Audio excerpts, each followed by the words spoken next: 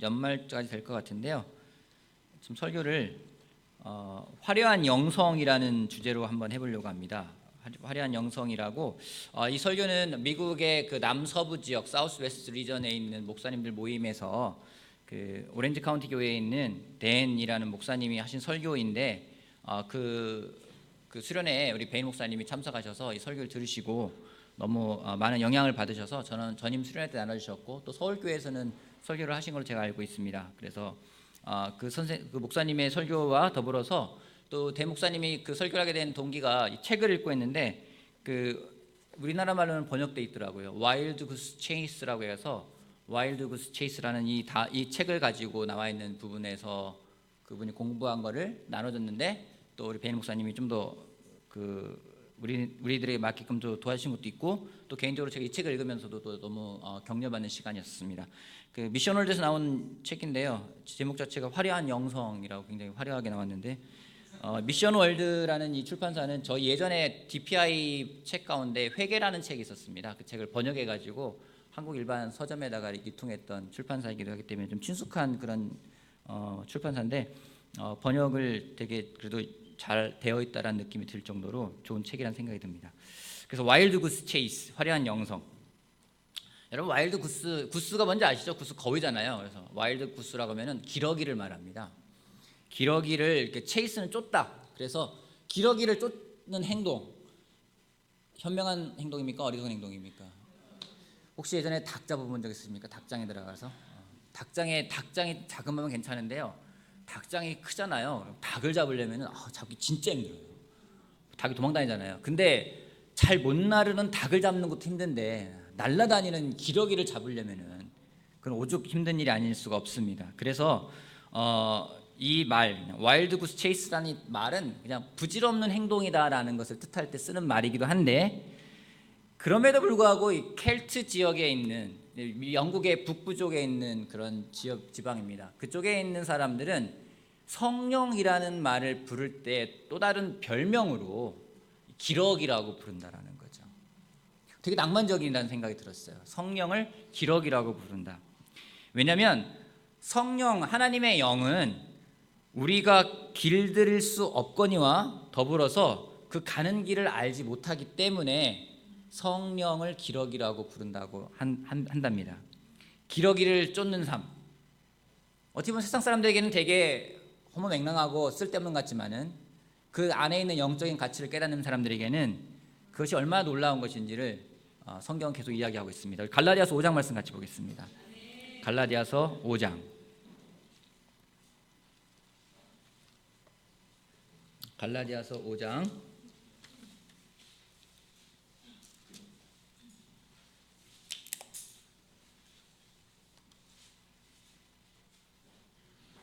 25절 말씀. 갈라디아서 5장 25절.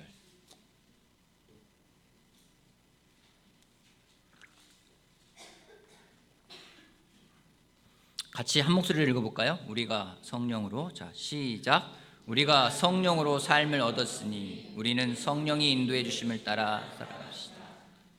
거기까지요. 예. 성경은 우리가 삶을 어떻게 얻었는지 성령으로 삶을 얻었다고 이야기를 하고 있습니다.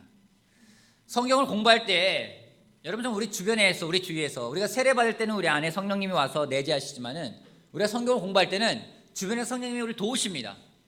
성령님 우리를 회개하게 만들기도 하시고요. 성령님이 우리한테 무엇이 진리인지를 알게끔 하시기도 하고요.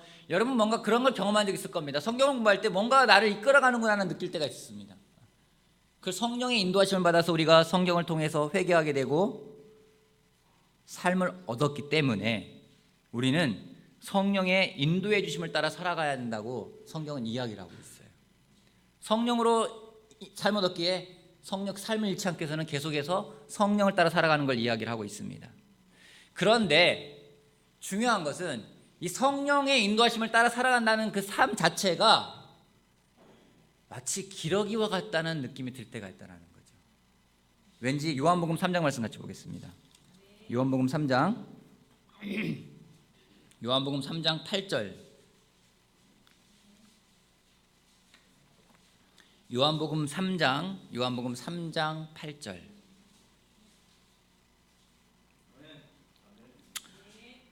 바람은 불고 싶은 대로 분다. 너는 그 소리를 듣지만 어디에서 와서 어디로 가는지 모른다. 성령으로 태어난 사람은 다 이와 같다. 예수님이 성령으로 태어난 사람에 대해서 어떤지를 친히 말씀하셨습니다. 바람이 불고 싶은 대로 부는 것처럼 성령으로 난 사람은 다 이와 같다고 이야기를 하고 있습니다. 여러분, 이런 삶을 원하십니까? 인기 있는 직업군이 있습니다. 어떤 직업이 인기가 있나요? 의사. 또 어떤 직업이 인기가 있나요? 여러분, 요즘엔 젊은 사람들이 가장 인기 있는 직종이 뭔지 아십니까? 공무원이에요. 그죠? 공무원. 공무원이 왜 인기가 있습니까? 우리 가운데도 공무원들이 있죠. 공무원들이 몇 분 계세요? 공무원이 몇 분 계세요? 볼 때마다 드는 생각이 뭔지 아십니까? 공무원을 볼 때마다 쟤는 안정적이겠다. 그죠? 그런 걸 원해요. 뭔가 이렇게 한치 앞이 안 보이는 삶을 우리 원하지 않습니다. 안개 낀 도로를 운전해 가는 것보다는 정말 시야가 확 트인 도로를 운전하는 것을 원하는 것이 우리들의 삶입니다. 여러분, 비정규직을 원합니까? 정규직을 원합니까? 왜요? 비정규직 좋잖아요. 2년 끝나면 딴 데 갈 수도 있고. 그래서 그렇게 생각 안 한다라는 거죠. 집을 왜 사려는 걸까요? 이사 다니는 게 싫어요. 뭔가 안정적인 삶을 원하기 때문에 집을 살려고 한다라는 거죠. 우리는 살아가면서 예상되어지고 예측 가능한 걸 원하지 예측 불가능하고 예상될 수 없는 것을 원하지 않는다라는 겁니다. 근데 안타깝게도 성령을 따라 사는 사람을 뭐라고 표현하는지 바람이 불고 싶은 대로 부는 것처럼 예측할 수가 없대요. 그래서 우리는 성령을 따라 살아가기가 힘들 때가 많이 있습니다. 내가 계산내야 되고 내가 예측해야 되고 내가 예상해야 되고 그것이 가능할 때 우리가 발을 내디디려고 하지 조금 더 안정적인 직장을 찾으려고 하지 않습니까? 사람들이 대기업을 선호하는 이유가 공무원을 선호하는 이유가 뭐겠습니까? 좀 더 안정감을 주기 때문에 나한테 안정감을 주기 때문에 예측 가능하기 때문에 우리가 그런 삶을 더 원한다는 겁니다. 자연스러운 거예요. 우리가 갖고 있는 마음속에 있는 자연스러운 내추럴한 본성이에요. 근데 이렇게 살아갈 때 어떤 일이 벌어지는지 데살로니가전서 5장 같이 보겠습니다. 데살로니가전서 5장.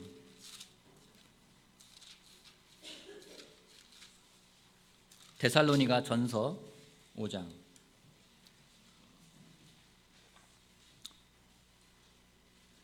데살로니가전서 5장 19절 말씀. 19절 말씀만 같이 읽어볼게요. 데살로니가전서 5장 19절 말씀만 같이 읽어보겠습니다. 5장 19절 성령을 자 시작. 그죠? 제가 누누이 말합니다. 성령에서 하지 말라는 건 우리가 잘하는 것들이라고요. 성령을 소멸하지 말라고요. 이게 뭔지 성령이 소멸되어질 수 있다라는 겁니다. 우리 가운데 성령님이 없어질 수 있다라는 겁니다. 그러기에 한번 구원은 영원한 구원이라고 절대 말할 수가 없는 겁니다. 우리가 성령에서부터 삶을 얻었기 때문에 성령을 모시고 살아가면서 성령의 충만함 가운데 살아가야 되는데 가장 두려운 것이 무엇인지 내 마음대로 가고 있으면서 왠지 성령이 원하는 길이라고 착각하고 있을 때가 있을 때라는 거죠. 가장 두려워요. 내 삶 가운데 성령님이 맞는 그 열매가 없는데 나는 성령님을 따라 살아가고 있어 라고 생각하는 것도 굉장히 위험하다는 겁니다. 사랑이 없고 화평이 없고 온유가 없고 친절이 없고 선이 없고 인내가 없고 그런 열매가 맺히지 않는데 나는 그럼에도 나는 성령님을 따라 살아가고 있어 라고 생각할 수 있다라는 겁니다. 예배드리는 예배가 즐겁지가 않고 말씀 읽는 것이 내 마음을 뜨겁게 하지도 않고 내 마음속에 성령님이 인도되어지지 않고 내가 계획한 대로만 되어 간다라면은 과연 우리 안에 있는 성령님은 과연 어디에서 뭘 하고 계시냐는 거죠. 왠지 안정적인 울타리에 갇혀 있는 거 원합니다. 그런 비유가 됐더라고요. 동물에 있는 동물과 야생에 있는 동물. 여러분, 저는 너무 감사하게도 그 일본에 가 있는 3개월 동안에 그 후지산 밑에 후지 사파리라는 곳이 있더라고요. 거기를 가서 우리 그때 한 형제가 같이 가자고 해서 거기를 간 적이 있었어요. 근데 들어가는 입구부터 굉장히 무서울 정도예요. 이렇게 그 철망으로 된 차를 타고 두 가족이 같이 이렇게 쭉 가는데 딱 들어가자마자 뭐가 나오는지 아십니까? 들어가자마자 막 곰들 두 마리가 서로 싸우고 있는데 막 소리 지르면서 싸우는데 와, 이게 야생이구나 이런 생각이 들어요. 좀 더 가니까 사자가 막 걸어가는데 와, 그러면서 소리 지르잖아요. 저는 사자 울음소리 그렇게 큰 줄 처음 알았어요. 장난 아니에요. 좀 더 가니까 이제는 코뿔소 두 마리가 서로 막 힘겨루기 합니다. 장난 아니에요. 그들 보면은요 막 정말 죽을 것 같아요. 저는 아무것도 아니에요. 그들 안 쓰면은요. 좀 더 순한 애들이 나왔어요. 기린이 와가지고 얘네들이 훈련이 돼가지고 이게 가면은 차 안에서 먹이라고 풀을 이렇게 줘요, 사요. 그러면 창문 틈으로 주거든요. 그럼 철망이 이렇게 돼 있지 않습니까? 걔네들 혓바닥이 얼마나 긴지 아십니까? 혓바닥 한 이만해요. 이만한 게 그 창틀로 쑥 들어와가지고 그걸 쫙 받아가는데, 와, 얼마나 시커먼지 아십니까, 혓바닥이? 와, 이거를 줘야 되는데 막 그 안에 난리가 나면 소리가 막 이만하게 뭐가 확 들어와서 먹어가는데, 와, 깜짝 놀랐어요. 저는 기린이 그냥 멀리서 보기 때문에 요만한 혓바닥인 줄 알았더니, 와, 그게 아니에요. 좀 더 가니까 뭐 얼룩말이 다니고요, 가니까 뭐 또 다른 게 있고요. 근데 동물원에 갔는데 제가 곰곰이 생각해 보니까 전 동물원에 가가지고 사자 울음소리를 들어본 게 있긴 있는 것 같아요. 뭘로? 스피커로. 여러분 혹시 공무원 가가지고 사자 울음소리 들어본 적 있으십니까? 혹시 거기서 코끼리가 우는 소리 들어본 적 있으십니까? 그래서 그나마 듣는 게 뭡니까? 원숭이 소리는 들어요. 근데 여러분이 동물이라면, 여러분이 사자라면은 어디를 원하시겠습니까? 동물원을 원하시겠습니까? 아니면 사파리를 원하시겠습니까? 동물원 좋잖아요. 안정적이고 예측되어지고 때 되면 밥 주고 사람들 와가지고 이렇게 또 울어봐 놀이도 해주고 좋지 않아요? 얼마나 안정감이 느껴져요.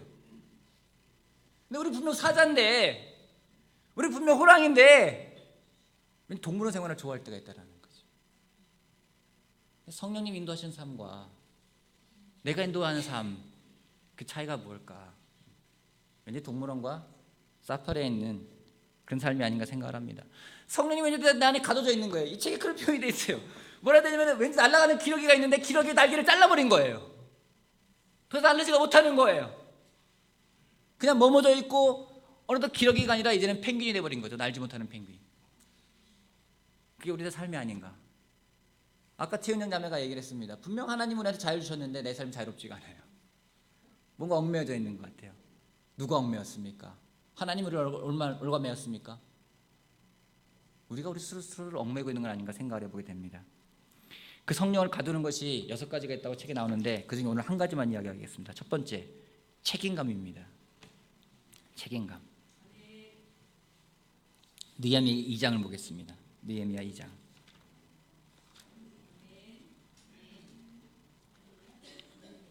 느헤미야 2장. 책임감. 여러분 책임감 있는 사람을 원하십니까? 책임감 없는 사람을 원하십니까? 책임감 있는 사람을 원합니다. 여러분들은 책임감 있는 사람입니까? 책임감 없는 사람입니까? 책임감 있는 사람이라고 생각을 하실 겁니다. 책임감은 굉장히 중요한 덕목입니다. 특별히 우리나라에서는 그 어느 것보다 중요시 여겨지는 것이 책임감입니다. 근데 저는요, 무책임한 사람 보면 참 이해가 되지 않고 무책임한 사람 보면 화가 나는 경우가 참 많았습니다. 그런데 요즘 배우는 것이 무엇인지,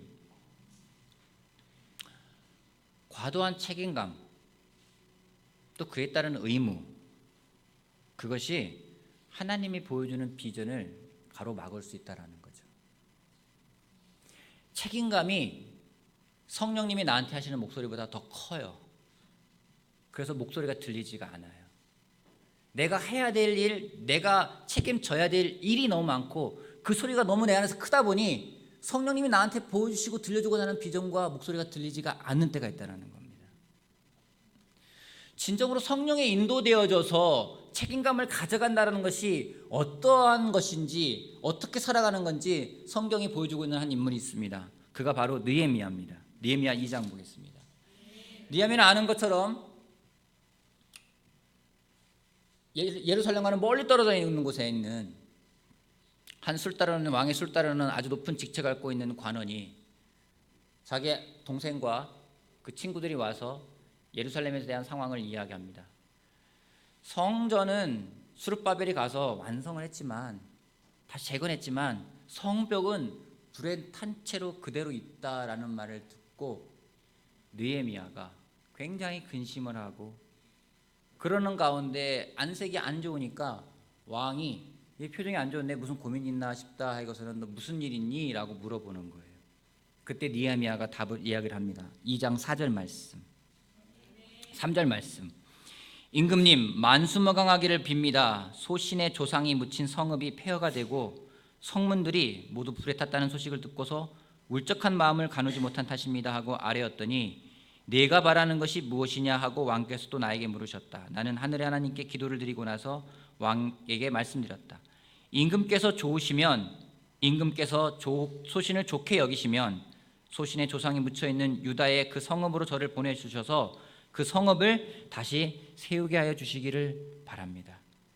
예전에 읽을 때 몰랐는데요, 이 말을 읽으면서, 이 구절을 읽으면서 참 느헤미야 행동이 이해가 안 되는 거예요. 왜요? 느헤미야가 지금 뭐라고 하는 겁니까? 저를 예루살렘 보내주십시오. 가서 성벽을 다시 세우겠습니다 라고 이야기를 하는 거예요. 근데 여러분, 느헤미야는요 문과예요. 공대가 아니에요. 그게 뭡니까? 성벽을 건설해 본 경험이 없어요. 건축교에 관련된 일도 해본 적이 없습니다. 심지어 예루살렘에 단 한 번도 가본 적이 없는 사람이에요. 그 사람이 예루살렘 가가지고 성벽을 재건하겠다고 이야기를 해요. 여러분, 외형적으로 볼 때 느헤미야는 자격이 안 되는 사람입니다. 제가 건물을 짓는다고 생각해 보세요. 여러분, 저한테 건물을 짓는다면 저한테 맡기실 분 있으십니까? 저는 건물을 지어본 적도 없고요, 어떻게 설계하는지도 모르고요, 누구를 데려 쓰는지도 몰라요. 제가 이 건물을 인테리어 한다고 한번 해보십시오. 서경이 자매가 인테리어 사업을 하고 있는데 저하고 서경이 자매인데 누구한테 맡기겠습니까? 당연히 서경이 자매한테 맡기는 게 정상이잖아요. 느헤미야가 그 일하고 있는 거예요. 근데 성경을 보면은 참 놀랍게도 하나님의 일하심은 종종 이렇게 엉뚱하게 나타나기도 합니다. 농사만 지을 줄 알고 비가 뭔지도 모르는 농부 노아한테 방주를 지으라고 하셨어요. 양치는 거에 익숙했던 소년 다윗한테 전쟁터 나가 싸우라고 했어요. 사람들을 핍박하고 오히려 사람들을 죽이기까지 했던 그 바울한테 그 사람들을 위해서 하나님 말씀을 전하라고 이야기를 하고 있어요. 여러분, 하나님의 일하는 것은 참 되게 독특합니다. 근데 느헤미야가 어떻게 이 성령님이 그한테 마음을 주셨던 말씀을, 하나님의 영이 정말 그의 마음을 감동하게 했을 때 그가 왜 그런 꿈을 가져갈 수 있었을까? 1장 4절에 그 답이 나옵니다. 1장 4절. 1장 4절 같이 읽어볼게요. 이 말을 듣고서, 시작. 이 말을 듣고서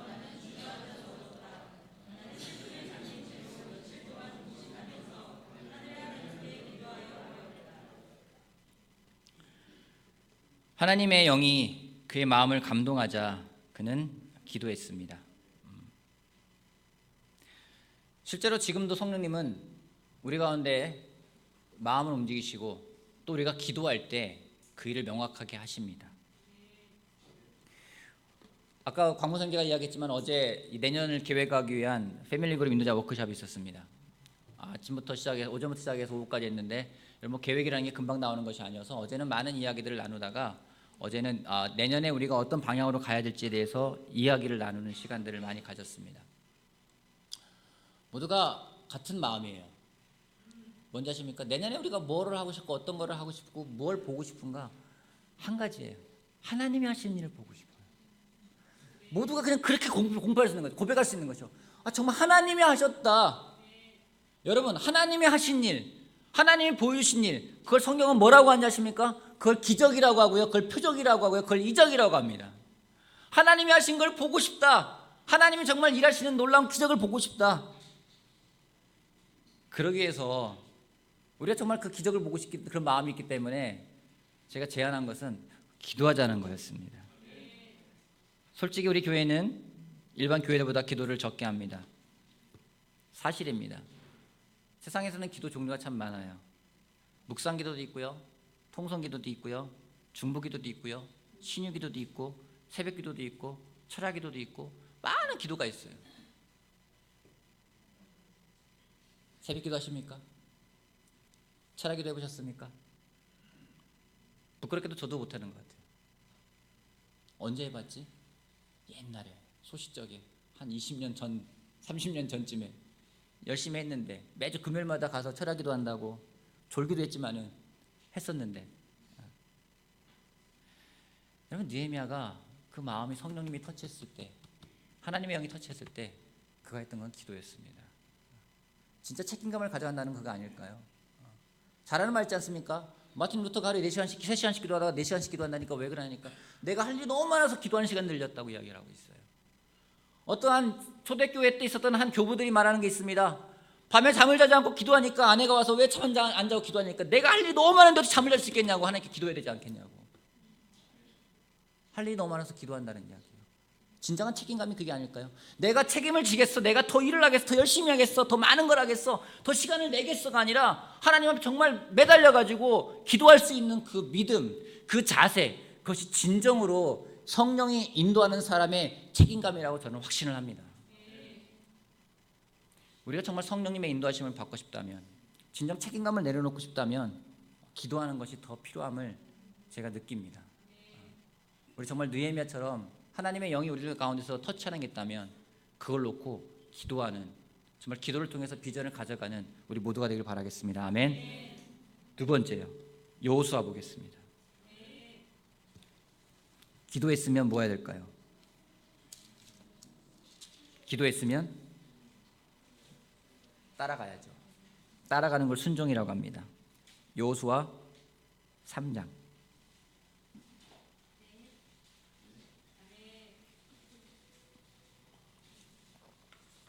이스라엘 백성이 드디어 가나안을 들어가기 위해서 마지막 관문이 남았습니다. 요단강입니다. 요단강을 건너 가나안 땅에 들어가면 됩니다. 요단강은 실제로 가본 사람들의 말에 의하면 그게 큰 강이 아니래요. 한 4천 정도 되는 그런 것 때문에 뭐 한강 같은 그런 큰 강은 아니라는 거죠. 아마 뭐 저도 안 가봐서 모르겠지만은, 기회가 되면 한번 보겠지만은 뭐 거리가 이렇게 넓은 건 아닌데, 근데 한 가지 문제가 뭐냐면 이 장마철에는 강이 불어나는 것처럼 이 추수 때가 되면 강물이 불어나 가지고 사람들이 건너기가 힘들다라는 거예요. 그때는 마침 추수 때이기 때문에 강물이 엄청 불어 가지고 요단강을 건너가는 게 어려운 상황이었습니다. 그때 그 이스라엘 백성들에게 여호수아를 통해 가지고 하나님 말씀하시는 게 3장 8절 말씀입니다. 3장 8절. 이제 너는 언약궤를 맨 제사장들에게 요단강의 물가에 이르거든 요단강에 들어가서 서 있으라고 하여라. 요단강에 있는 이스라엘 백성들에게 여호수아가 이야기합니다. 제사장들은 언약궤를 메고 요단강에 들어가 서 계십시오. 그럼 하나님이 일을 하실 겁니다 라고 이야기를 합니다. 여러분, 좀 아이러니하지 않아요? 좀 하나님이 왜 꼭 그렇게 하는지 모르겠어요. 그냥 홍해 가를 때는요, 모세가 지팡이를 내밀자 어떻게 했습니까? 홍해가 갈라졌습니다. 갈라지고 마른 땅을 건너갔는데 이번엔 제사장들에게 그렇게 말 안 해요. 강물에 먼저 들어가래요. 쓸려갈지 모르잖아요. 근데 강물에 들어가래요. 그래서 백성들이 거기에 반응합니다. 14절 말씀. 백성이 요단강을 건너려고 자기들의 진을 떠날 때 언약궤를 맨 제사장들이 백성 앞에서 나아갔다. 그 궤를 맨 사람들이 요단강까지 왔을 때에는 마침 추수기간이어서 제방까지 물이 가득 차 올랐다. 그 궤를 맨 제사장들의 발이 요단 물가에 닿았을 때에 위에서부터 흐르던 물이 멈추었다. 그리고 멀리 사르단 근처의 아담 성읍에 뚝이 생겨 아라바와 바다 그 사회로 흘러가는 물줄기가 완전히 끊겼다. 그래서 백성들은 여리고 맞은쪽으로 건너갈 수 있었다. 온 이스라엘 백성이 마른 땅을 밟고 건너서 온 백성이 요단강을 건널 때까지 주님의 언약궤를 맨 제사장들은 요단강 가운데의 마른 땅 위에 튼튼하게 서 있었다. 여러분, 언제 강물이 딱 멈췄는지요? 제사장들의 발이 요단강 물에 닿았을 때라고 나와 있어요. 물이 닿았을 때. 그들의 발이 강물에 딱 닿았을 때 강물이 멈췄다고 이야기하고 있습니다. 요즘 그런 생각을 해봅니다. 하나님이 주시는 기적, 내 삶에 요즘에 기적이 어떤 게 있지? 많지가 않아요. 왜 기적이 없는 걸까? 제가 강물에 발 적시기가 싫어요. 왜요? 강물에 발 적시면 어떡합니까?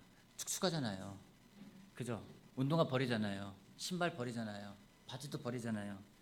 그냥 강물에 이렇게 발을 닿는 게 싫어요. 말씀을 따라서 순종한다고 하지만은 말씀을 따라 순종하기보다는 내 머릿속에 있는 게 더 많아요. 그래서 내 머릿속에 있는 대로 하고 싶은 게 더 많아요. 돌이켜보니 전임이 되고 나서 제가 아내와 결혼하고 나서 제 부부가 한 가지 결정한 것이 있었습니다. 그것은 무엇인지, 우리가 어디에서 사역을 할지, 어디에서 미니스트리를 도우며 섬길지 우리 부부가 결정하지 말자라는 거였어요. 그래서 이제까지 어디 가서 무엇을 할지 우리 부부가 결정한 것이 아무것도 없습니다. 그냥 맡겼던 것 같아요. 그랬더니 하나님이 정말로 많은 곳을 보내셨어요. 저는 29살에 교회 초대받아서 세례를 받았습니다. 세례 받고 29살 얼마나 젊은 때입니까? 그때 세례를 받고 3개월에 전임이 된 다음에 그 다음부터 들어가서 시작한 곳이 바로 캠퍼스에 들어갔습니다.